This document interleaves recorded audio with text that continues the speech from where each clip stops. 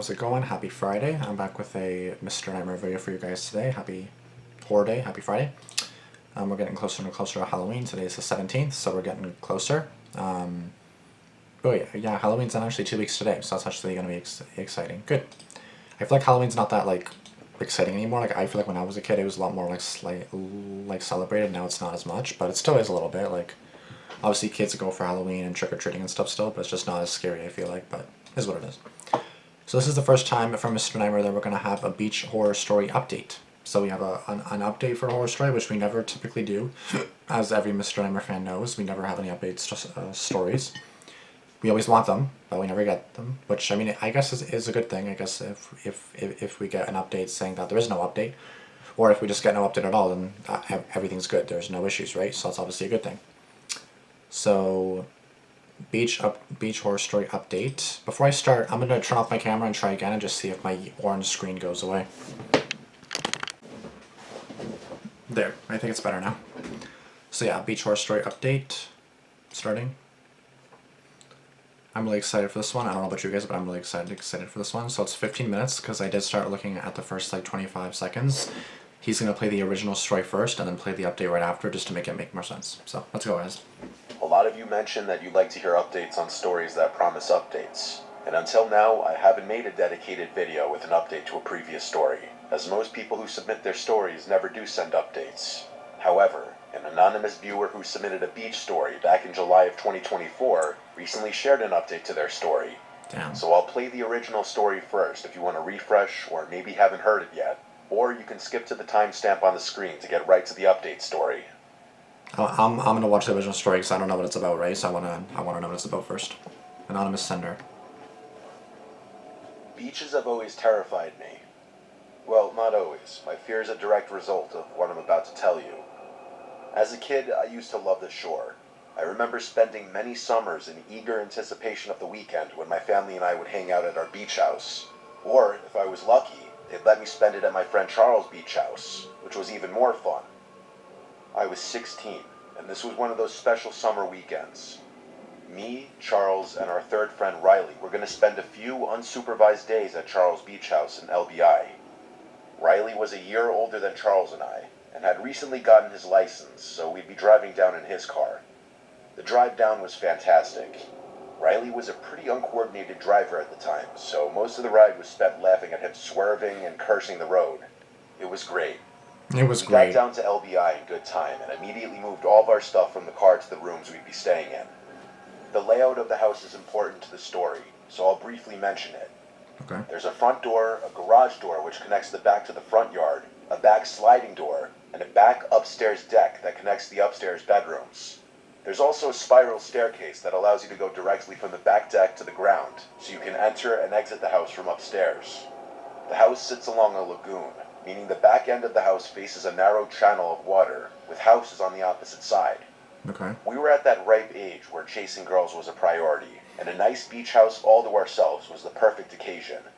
We spent a few hours figuring out which girls were down the shore at the time and talked to them on Snapchat. Finally, we found a group of 3 cute girls that said they'd be down to come kick back at Charles' house. I had more than enough weed to last us the weekend. Damn. We had snagged a few bottles of our parents' alcohol before leaving.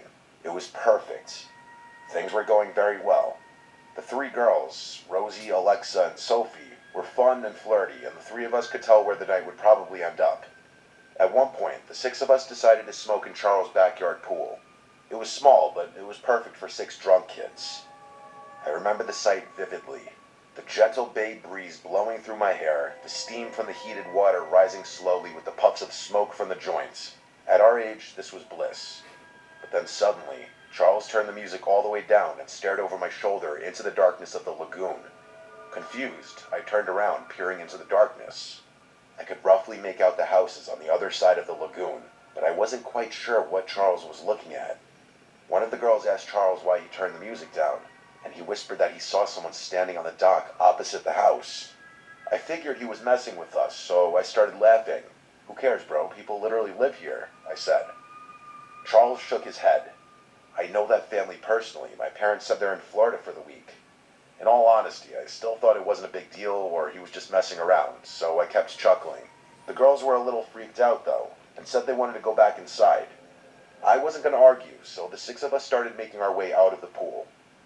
As we were drying off in the yard, Riley jumped and cursed, looking towards the lagoon. The rest of us turned, and even though the light was dim, I could definitely see what looked like movement coming from the opposite dock. The six of us froze in place, trying to get a better glimpse of what we were looking at. Just then, a passing car on the road across from us lit up the scene ever so slightly, and the sight was horrifying. There were four tall silhouettes standing at the edge of the dock, facing us. Oh, It was shit. impossible to tell what they were wearing or what they looked like, but there was no doubt they were facing our direction. "Go inside now," said Charles with a shaky voice, motioning us toward the sliding door. As we rushed inside, I heard a distinct sound that remains the most terrifying noise I'd ever heard. 4 consecutive splashes rang out from behind us. Those guys were swimming across the lagoon. We were in full-on panic mode at that point. The girls screamed while Riley slammed the sliding door shut and locked it. Lock that shit. Charles quickly ran to the front to lock that door too, and the 6 of us ran to the room that wasn't visible from the outside. We waited in silence, horrified at what we might hear next. Call 911 right A now. few minutes passed. Still nothing. Out of nowhere, Riley cursed, revealing to us that he had forgotten to lock the sliding door on the deck. Fucking Riley, you fucking useless little fucking... Charles started to panic, knowing that this house was about to be broken into. I thought that you said that you locked the sliding door. And then the front door. How many sliding doors do you have? Just then, we heard soft, quieted footsteps above us, and that was the last straw. None of us had any weapons on hand, and we were all intoxicated, so running was really our only option. The 6 of us sprinted for the front door and bolted to the car, which Riley started up in a flash. The chaos of it all was too much for Riley to handle, and he destroyed Charles' mailbox on the way out of the driveway. Once we were far enough away, we called the police. The ordeal was a nightmare. We went back to the house once police had searched it, but the news was shattering. All the valuables on the top floor were missing, but that wasn't the worst part. Charles' family owned a medium-sized Boston whaler boat, which was also stolen, most likely as the getaway vehicle. Charles' father tended to keep a spare set of keys inside a small hatch below the steering wheel, which the police concluded was how the culprits got away so quickly. How they knew where the key was hidden is something I still wonder. The police were never able to arrest the perpetrators, and likely never will. Charles, Riley, and I think whoever robbed the house might have been someone who knew Charles' family. Yeah. And they knew where the key was, and the house was supposed to be vacant that weekend as well. Exactly. It's been a long time since this chilling event took place, but I haven't let one day pass without locking every door and window in my home. But you should always do anyways. Do yourself a favor and lock your doors at night. Oh, no, really? I didn't know that. I wasn't sure. Thanks, Mr. Nightmare. I really wasn't sure about that. Fuck. And then the update, bro. Fuck. Okay, so I never thought I'd be revisiting this again, but I actually do have an update that's relevant to the story I sent in a while back. This update isn't exactly my story per se, but I'm gonna do my best to tell it, so bear with me. Before I get into it though, here's a quick recap of my original submission. When I was 16, I spent a weekend at my friend Charles' beach house in LBI with our other friend Riley. We were chilling in his pool with some girls we had invited over when we noticed people standing across the lagoon watching us. The next thing we knew, we realized they had jumped into the water and were swimming across, so we quickly rushed inside. Unfortunately, we didn't thoroughly lock up the house and those people broke in. By the time it was all over, the house had been robbed completely, and to top it all off, the perps had fled the scene in Charles' family's boat, which they had also stolen. As far as I knew, the authorities were never able to locate the boat or catch the thieves, and that's where things ended. Admittedly, Charles and I fell out of touch after going to separate colleges and moving to different cities, so it's not like I was there to actively receive constant updates about the situation. But I recently caught up with Charles at a high school reunion we both coincidentally attended. Which brings me to the following update. I wasn't even planning on going to the reunion, but my girlfriend convinced me it might be fun to see how everyone turned out, so I figured what the hell. I was flying solo, which is never fun, but the moment I stepped into the venue, I was pleasantly surprised to see that Charles was already there, talking to Riley and a few other guys from our friend group. That's good. It was a kind of cool but surreal moment all at the same time, seeing people you haven't spoken to in years that looked exactly the same but completely different, you know? Yeah. I walked over and joined the circle, Well, it's not really like an update, but I remember I was at a bar the other month before my friend moved to the UK, so it was in the summertime. I went to see my friend for the last time, or second last time before she moved to the UK. I know, rude, right? But yeah, she moved, and we were at a bar with my other, like, basically they were both my coworkers, ex-coworkers, are not anymore, but they're my coworkers. Yeah, basically my friends now. And I was doing karaoke, and then I didn't want to, but you guys know Alex singing, and my friend basically made me do it, so I had to do it. But basically, yeah, that was that, and I had to. Yeah, I had to sing, and then before I did, I noticed that like I was filming my friend because she sung alone first, so I filmed her, and of course I had to like film over this like this table like with like one girl, three guys. I just kind of filmed over them, and then I guess they said something saying, "Oh, I hope you didn't get that in the video," and I was like, "Wait, what?" And then I wasn't even listening to them, and then they all laughed, and then the guy was like, "Oh, by the way, how's it going, Damian?" And I was like, "Hello." I'm like, "Hey, do I know you?" He's like, "Yeah, I'm this person." And I was like, "Oh shit, actually?" And then I see this other person. I was like, "Wait, I know you too. I know you too. I know you too. Oh my goodness, what the fuck?" And I knew them from my grade 7 or grade 8. And I was like, "Oh my god." I was like, how old are you guys now?" They're like, "Yeah, 25, 26." And I was like, "Holy fuck. Damn, bro. That was like 10, 15 years ago." Like, that just made me think about it because that's like years ago apart from this, right? This is like a couple of years.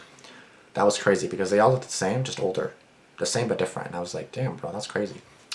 Anyways, yeah, that was just like such a weird thing just to kind of like catch up with them for a few minutes, and it was really weird, but kind of cool at the same time. I don't know. It was actually really nice catching up. Yeah, for sure. As the night went on, people started breaking off into smaller groups. Charles pulled Riley and me to the side and asked if we wanted to grab a drink at some random bar after things wrapped up. Riley couldn't for whatever reason. I think he had an early flight the next morning or something. Damn. But I was definitely game. So we end up at this little dive bar, just reminiscing about old times over a few beers. I can't exactly remember how, but that night at his beach house floated into the conversation. As soon as it did, Charles slapped the table like he suddenly remembered something he hadn't been thinking about. I should mention that I actually wrote some of this down in my notes app so I could tell the story as accurately as possible, or at least as accurately as Charles told me, because what he said next was pretty wild. So he starts explaining that his little brother Kieran is 19 now, and apparently he and his friends. Little brother was 19. Yeah, but I thought that you guys were 16, and this was 2024, right? Was this not in 2024? Oh no. Okay, so the story was released in 2024, but that doesn't mean that it happened in 2020. Okay, so at first I was like, what? Yeah, it was 26. It was 2024. So you were 16. Now you're 17. Because now it's 2025. So how is it that different, right? Okay, but that makes more sense. So I guess okay, cool. Are way bigger troublemakers than we were back in the day. About a year ago, Kieran and two of his friends, without asking permission, decided to take the family's new boat out.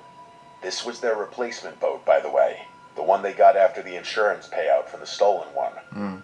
They took it out for what was supposed to be a late afternoon trip, along with a bunch of beer that they were going to drink while out on the water, which is obviously incredibly stupid and dangerous, not to mention illegal since they're all underage. Yeah. But it gets worse. Charles said they were feeling adventurous, so they decided to anchor near Carvel Island. I had to look this up later, but apparently it's technically part of the Forsyth Wildlife Refuge, and you're not supposed to be there at night. Their plan was to anchor the boat as closely as they could safely get to it, kill the beers, then swim to shore and hang out on the island to watch the stars or whatever. So they swim to shore and find a nice spot on the beach. They're just sitting there waiting for the sun to go down, talking and whatnot, when one of Kieran's friends notices another boat that they hadn't seen before, anchored further down the shore. Kieran takes a closer look at this other boat, and from what Charles told me, he became convinced it looked exactly like their family's old Boston whaler, Oh the shit. one that got stolen. Now keep in mind, the boat is pretty far away and it's getting dark out, so Charles had a hard time believing his brother could be sure about it. But according to Charles, Kieran wouldn't even entertain the possibility that this was some random boat. So Kieran convinces his friends to swim out with him to get a better look at the boat. Damn. And that's exactly what they do. They swim all the way out there, and by the time they reach it, Kieran is 100% convinced that it's his family's old boat. That's crazy. Here's where it gets frustrating, though. Kieran wanted to take pictures of the boat to show his parents, but they obviously hadn't brought their phones with them when they swam over, and by the time they would have swam back to their boat to get them, it would have been too dark to see anything clearly. One of Kieran's friends suggested calling the police, but Kieran and his other friend were terrified of getting in trouble. They had been drinking, they took the boat out without permission, and they were pretty sure they weren't even supposed to be at that island in the first place, so calling the cops was basically the last thing Kieran wanted to do. Instead, they decided to just swim back to their boat, drive it over to the other boat for some pictures, then figure out what to do once they got home. They swam back to the shore to cut out some of the swim, and as they were walking down the beach, one of Kieran's friends turned around and noticed a man walking towards them. Oh fuck. Charles said that Kieran was positive the man picked up speed as soon as they turned around, Oh my like god. he was pursuing them. According to Kieran, this person also appeared to be holding a shovel, which was the scariest part. Oh fuck, no. The boys ran, and the guys started running after them. They ran as fast as they could back to their boat, and Kieran looked back one more time to see that the guy was now running in the opposite direction, presumably back to his boat, which was significantly closer. The boys reached the boat and started leaving, but here's the thing. When you're operating a boat after sunset in New Jersey, there's all these regulations about how fast you can go and what lights you need to have on, so it wasn't like they could just gun it out of there. They had to follow the speed limits, which I can imagine made the whole thing even more nerve-wracking. Damn. That also meant no detour to check out the other boat. Charles said that Kieran described the ride back as the most tense thing he's ever experienced, and I believe it. Just knowing someone could be following you in the dark without being able to speed away. Kieran said he wasn't sure whether they were followed or not, but he could have sworn he heard the faint sounds of a boat somewhere in the darkness behind them. Once they made it back home, Kieran's friends again pushed him to call the police, but he still refused, saying he was more scared of his parents finding out what they had done than he was of whatever they saw on that island. The guilt ate him alive, though, and he came clean to his parents the next day, all except the drinking detail, which Charles only found out because Kieran told him later. Charles said his parents were more furious at Kieran than he remembers them ever being at him, which is saying a lot. Charles' dad banned Kieran from using the house for the rest of the summer, Damn. among many other things. His parents ended up reporting what Kieran saw to the authorities, but Charles said nothing ever came of it, just like with our original incident. The police were all but useless. At that point in Charles' story, I had to interrupt him with a few questions, like how could the boat still be in use around LBI all these years later without anyone recognizing it, and why someone would anchor it so close to shore if it was really stolen. I wonder if the police ever searched the island for whatever that guy with the shovel was doing. Charles admitted he didn't have solid answers to any of those questions. His best guess about the boat was that whoever stole it might have stripped it or repainted it enough to avoid suspicion. It's not like every boat owner in the area has the registration numbers memorized, you know? As for why they'd anchor so close to shore, maybe they felt comfortable because it was a restricted area where most people wouldn't go. That's true. But my biggest questions were about the guy with the shovel. Yeah. Charles just shrugged when I asked about that, though, saying maybe he was burying something or digging something up. Burying what, though? Either way, it spooked Kieran and his friends enough that they ultimately confessed to something Kieran would normally never tell his parents about, and that was pretty much it. Charles and I talked for a little while longer, and then it came time to leave, so we said our goodbyes. I still have no idea what to make of most of this, and hearing the story definitely didn't give me any closure about it.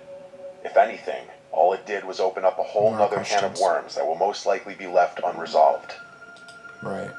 Yeah, honestly, yeah, there's some stuff that just like remains a mystery. And it's just like you want answers, but then you're not going to get them because it's going to remain a mystery.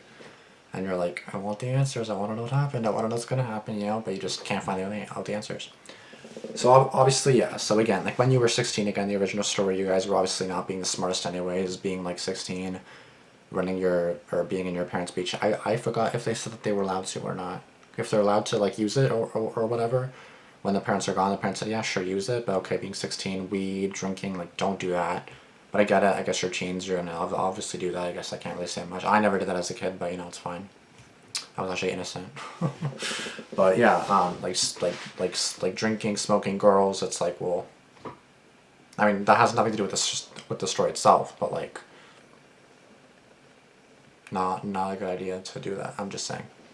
And then the second part was when they were. It said when they were 19, but it said a year prior. So I guess he was 18 at the time. So Charles' younger brother Kieran, who was 18 at the time, basically took the bow, being more rebellious than Charles was when he was a kid. So it's like, yeah, I don't know. Like teens and kids nowadays are all just like rebels, and they're all stupid and not the smartest apparently. So yeah.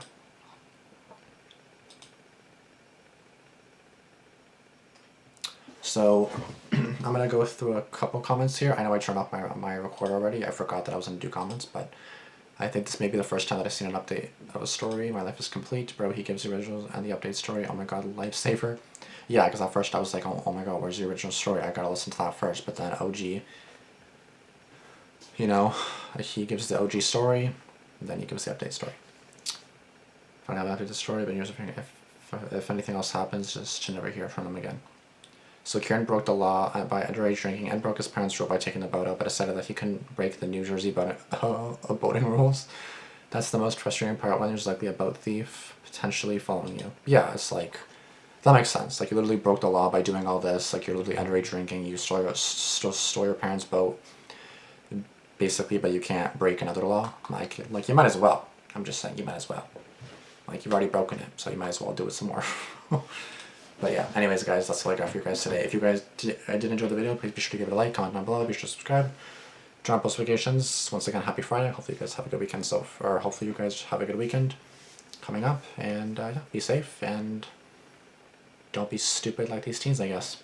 I'll see you guys later. Deuces. Peace.